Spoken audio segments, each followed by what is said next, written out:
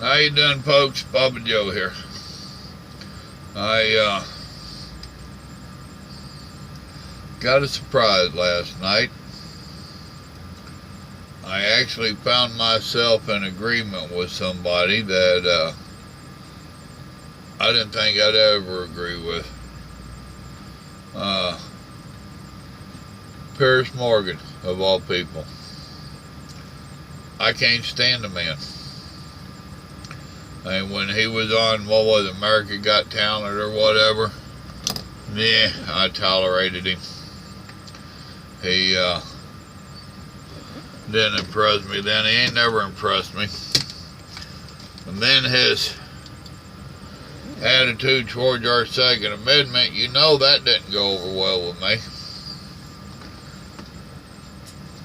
And like I said, there ain't just a whole lot that he could say that I would agree with. However, last night I was watching the news in the IHOP Express, and he had been on a late night talk show having a discussion with a comedian about politics and stuff. And this comedian's from the UK, Australia. So they start talking about Trump. Well, first off, the last one you want to discuss politics with is a comedian. And secondly, I really don't give a damn what your Yankee ass thinks of our politics, much less our president. That's for both of them. However, Pierce was attempting to tell them that the executive order that Trump did allowed over 95% of the Muslims to enter the United States. So it wasn't racist. And this comedian just kept telling him to fuck off and dropping the F-bomb and all this. He didn't have an argument for Pierce, so he just tried to out-yell him, be louder and more vulgar. Really? That kind of sounds like our liberals, don't it? So they had a little interview with Pierce on Fox, which is another surprise, because he usually can't stand Fox. And he told him, he said, the whole thing is give the man a chance. Y'all ain't even giving him a chance. The majority of the Americans voted for him. That's why he's the president. Now give him a chance. Quit looking and making stuff up. And I was like, wow. Is he getting ready to run for office somewhere? Well, it makes me think. Starting to say what he knows the people want to hear. So then, this morning I was in there having breakfast at the IHOP Express. And I don't even know who the girl is. What was her name? Something Villa. The designer was a Filipino immigrant that was a Trump supporter.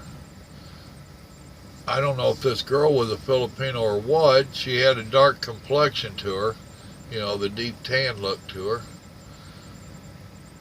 Something Villa or something like that.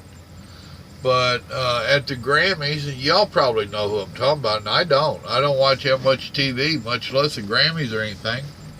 But she wore to the Grammys a very beautiful dress, and she's a very beautiful woman, and she had the curves to fill it out right and make it really flow good, and it had wrote down it, "Make America Great Again." Then it had the old-fashioned bell on the bottom, and it had Trump. And they had both of them on, and I never knew about it till I seen the news. I don't watch Grammys. And this Filipino designer, he's the one that designed it. And I only know he's a Filipino because they had it flashed up there, so don't go hollering I'm playing races and shit. I ain't. I'm telling you what they told me. And it said Filipino designer, immigrant supports Trump. And their story is that they seen where the country was so divided over Trump that they wanted to do something to pull it together, or make an attempt to pull it together, and to show the love. So this designer designed the dress for her to wear, and they gave her kudos for wearing such a dress in Hollywood. And I got to agree with them, with the way the people are coming out against Trump, and all these libertards are just having fits over Trump. Yeah, that was pretty brave. She could have faced violence and stuff with the way they're so stupid out there. So I don't know who the girl is, but kudos to her. That was cool. That was brave. That really was. That was brave. That is standing up for what you feel. And her and the guy both is like, look, come on. Knock it off. He's president. Show the love. Not to hate. And her whole thing is other countries look at us as divided, and that breaks my heart. We shouldn't be divided. She's right. We shouldn't be. But I have noticed, I haven't been watching near as much news and stuff, and I ain't looking for it on the interweb or none of that shit. I ain't done it. It looks like there's a few people starting to get their act together and swing the right way, as a American. Not necessarily as a Trump supporter, but a American supporter. And that's what we really need to do, folks. I'm trying my best not to badmouth and trash Democrats and liberals and all that. It's a hard one, because they make it so easy. And we need to pull together. And if you will get behind the man and support him, he has not done anything that bad. I don't care what you say. If you think that he needs impeached, then you have your own agenda. You're building up stuff in your mind that the man has not done. If anybody needed impeached, it was Obama.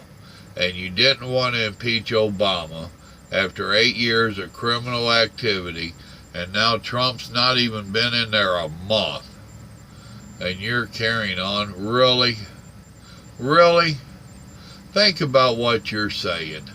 And you've been saying it for a little while. So, and there was those that was hollering they need impeached before he even got into office. Do you even know what impeachment means? Now, let's put your personal agenda behind you. You lost the election. Now get behind the one that won. Is it that hard? And I'll say it once again. Everything that you was accusing the Republican Trump supporters of doing, because you knew they was going to do this, that, and the other, you're doing. You're a hypocrite. Period. You're a hypocrite. It's ridiculous. Had the, what was he, Secretary of Defense? Is that what he was? No, not a defense. But we had one general resign last night. Said that he had been compromised. So to save a bunch of scandal and BS, he went ahead and said, all right, I'm out. That was after 30 years of serving our country. And that's really a crying shame. Because there's none of us out here that can say that we haven't screwed up. In one way or another, we've all screwed up. And he did as well, according to his thinking. And he was forced to resign because he knew it would start a bunch of drama nonsense. Could have been fixed? I don't know. You know, it had to do with Russia and the sanctions and all this stuff. But the opportunity's not there to try to fix it. So he owned up to it before it got found out, whatever it was. And he resigned. That's where we're coming to. And that's a shame. So, the biggest shame is that the other side got by with it for 8 years. And the other side looked the other way. But now that this side is in, the other side can't look away for this side. And no, I'm not a Republican. I'm just a pissed off American. Right now I'm a disappointed one. And I'm not disappointed in our president. I'm disappointed in the people. We the people. We're having issues on both sides. So, but it's coming around, I think. I think it's coming around.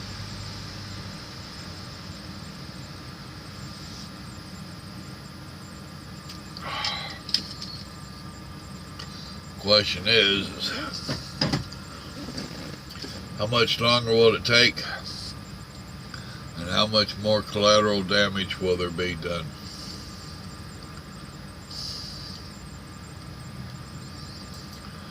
If you can, folks, set the parties aside and just be an American. Not an African American, not an Irish American, not anything but American.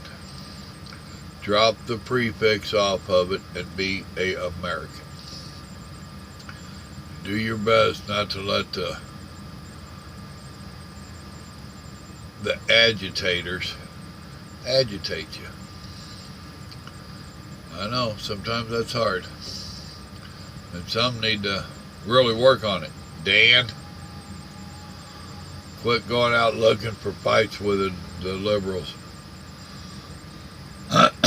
And yeah, he knows who I'm talking to.